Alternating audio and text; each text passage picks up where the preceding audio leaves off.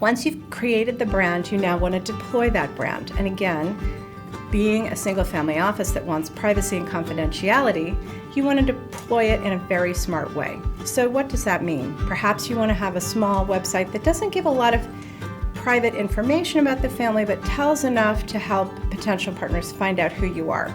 Perhaps list the companies that are owned by you and something of your values and perhaps your foundation and your philanthropic efforts. That's typical of what's put onto a single family office website. You can also Google single family offices and you will see a number of these websites popping up so you can get an idea. I've helped a number of families develop their brand and develop their single family office website in a way that is both safe and effective in communicating what they want, and the development of that website and the paying attention to what kind of positive news we can put out there has really improved their ability to attract the kind of co-investment partners that they want. So now that you've created your single family office brand and family brand, you want to integrate and harmonize that brand with your corporate brands.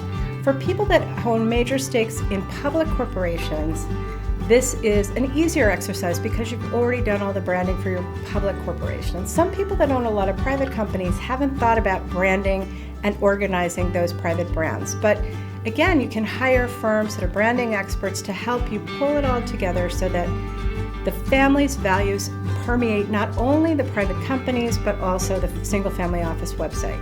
And why is that a good thing? Again, millennial generations who are coming up the ranks and starting to run companies would like to do business with privately owned companies that also have positive values. And the idea that a strong family is behind a private company is very attractive in terms of not only partnership, but commercial relations. So you will be doing your privately owned businesses a great favor when you actually put together a coherent brand for the private companies that matches with the brand for the family.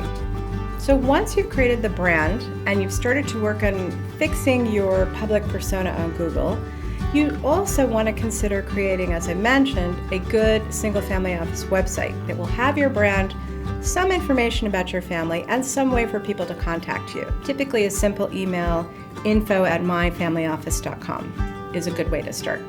Many families are also setting up a LinkedIn profile for their single family office as another way for people to find them, particularly if they're ready to start looking for investments. But to put it all together, I highly recommend hiring a good public relations firm that is experienced in working with family offices, understands the nuances of remaining safe and private while getting out the right information to attract the investment partners that you want.